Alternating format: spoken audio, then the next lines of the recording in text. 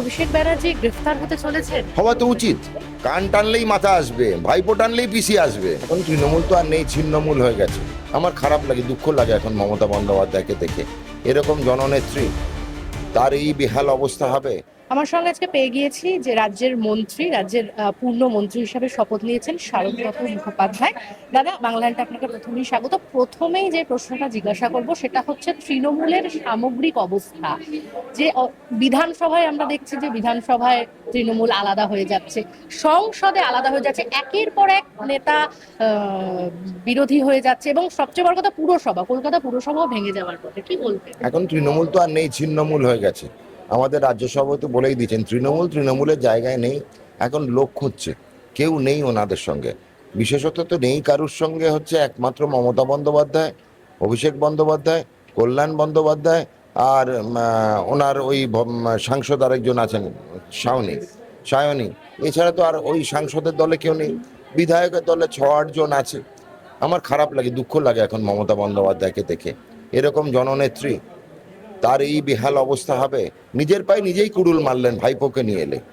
এই যে আজকেও ভবানী ভবনে অভিষেক ব্যানার্জির হাজিরা দেওয়ার কথা, কিন্তু তিনি মমতা বন্দ্যোপাধ্যায়ের সঙ্গে দিল্লিতে রয়েছেন ইন্ডিজোটের বৈঠকে। মানে এটা মানে আপনাদের তো সরকার, মানে আগামী দিনে কি হতে চলেছে? এটাই বুঝিয়ে দেয় যে আমরা প্রতিহিংসা পরায়ণ নই। কোর্টের মতো চলবে, কেন্দ্রের স্বশাসিত অনুসন্ধানকারী সংস্থা তার মতো চলবে। আমরা কাউকে চাপে রাখি না, কাউকে কিছু বলিও না করতে। কেউ আমাদের পদলেহন করে না, আমরা বলিও না কেউ আমাদের কোনো সংস্থা অঙ্গুলি হেলো না চলুক। সরকার সরকারের মতো স্বশাসিত, মানে সত্যিই স্বশাসিত, বিজেপি শাসিত নয়। তো এইটা তো বুঝতে পারছে সবাই। আমার মনে হয়, আমি বলবো, এনফোর্সমেন্ট ডিরেক্টরেট তথা সিবিআই একটু বেশি লম্বা দড়ি দিয়ে ফেলছে। জনগণ কিন্তু অখুশি। আমি সিবিআই এবং ইডির ওপর অতটা খুশি নই। এতদিন ধরে অভিষেক বন্দ্যোপাধ্যায়কে লম্বা দড়ি দেওয়া হবে, তাহলে সবাইকে দেওয়া হোক। আমার মনে হয় এই লোকটি যদি খুলেআম ঘুরে বেড়ায়, জনগণ নিজেকে কিন্তু মনে হচ্ছে যে সিকিউরিটির অভাব। তাহলে কি অভিষেক ব্যানার্জি গ্রেফতার হতে চলেছেন? হওয়া তো উচিত। এত এত দুর্নীতির কাণ্ডারি। গতকাল শুনলাম মদ চুরি। হ্যাঁ, এর আগে তো সব চুরি ছিল। মাঠ চুরি হয়েছে সল্টলেকের, এখন মদও চুরি, মানে নদীর চরও চুরি হয়েছে। নদীর চরও চুরি হয়েছে। গতকাল মদও চুরি করে দিয়েছেন। যে এতগুলো চুরি তো অনুসন্ধান হোক। আর এই রকম প্রভাবশালী ব্যক্তিত্বকে আমার মনে হয় না খুলেআম রেখে দিয়ে অনুসন্ধান করা সম্ভব। ওরা ইন কাস্টডি, হাজতে রেখে অনুসন্ধান হোক। একদম।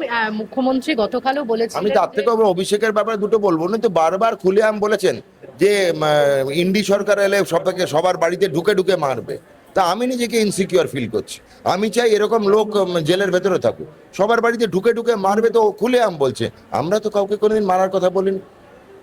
তা আমি তো মনে হয় নেক্সট অভিষেক বন্দ্যোপাধ্যায়ের ওপর যদি কাল পরশু কিছু না ঘটে, আমি নিজে কমপ্লেন করব ওই সংলাপের বিরুদ্ধে। আমি নিজে ভয় পাচ্ছি। একদম। আর ইন্ডি জোটের জন্য অভিষেক ব্যানার্জি এবং মমতা ব্যানার্জি এখন দিল্লিতে রয়েছেন এবং দফায় দফায় বৈঠক করছেন।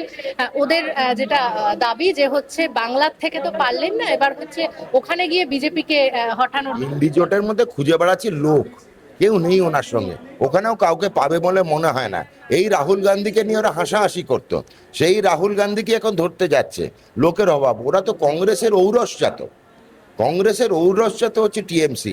এখন সে একদিন তিনি বাপ মাকে ভুলে গেছিলেন, এখন নিজে গলদে পড়ে বাপ মাকে আবার খুঁজে বেড়াচ্ছেন। বাপ মা আর বাঁচাবে না।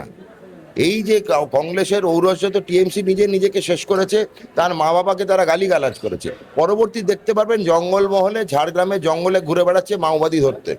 এই মাওবাদীদের স্কুটারের পেছনে ধরেই কিন্তু ওই মমতা বন্দ্যোপাধ্যায় পাওয়ারে এসছিলেন, ওদের সহায়তায়। এখন মাওবাদীরা ওনাকে পাত্তা দিচ্ছে না। আপনি অভিষেক ব্যানার্জির গ্রেফতারির প্রসঙ্গ তুললেন, কিন্তু মূল কাণ্ডারি, সবাই যেটা বলে যে মূল কাণ্ডারি তো নিশ্চয়ই মমতা বন্দ্যোপাধ্যায়, এরকম অভিযোগ উঠেছে। আপনি সে ব্যাপারে কি? কানটা টানছি তো, কান টানলেই মাথা আসবে, ভাইপো টানলেই পিসি আসবে। দেখলেন না, যেই ভাইপোর ওপর সবার চাপ সৃষ্টি করলো, পিসি চলে গেছে এখন দিল্লিতে। ভালো করেছে, ঋতব্রতকে সাধুবাদ জানায়, যে চোরকে চোর বলেছে। সোজা সাপটা নিজে দাঁড়িয়ে ঔদ্ধত্যকে সহ্য করা যায় না বলে দিয়েছে। বদ লোক অভিষেক বন্দ্যোপাধ্যায়, মানুষ হিসেবে খারাপ। চুরি তো অনেকেই করেছে, উনি মানুষ হিসেবে খারাপ লোক। যে গাড়ির ছাদে দাঁড়িয়ে বলে প্রত্যেকের বাড়ি ঢুকে মারবো, আমি তো এফআইআর করবো।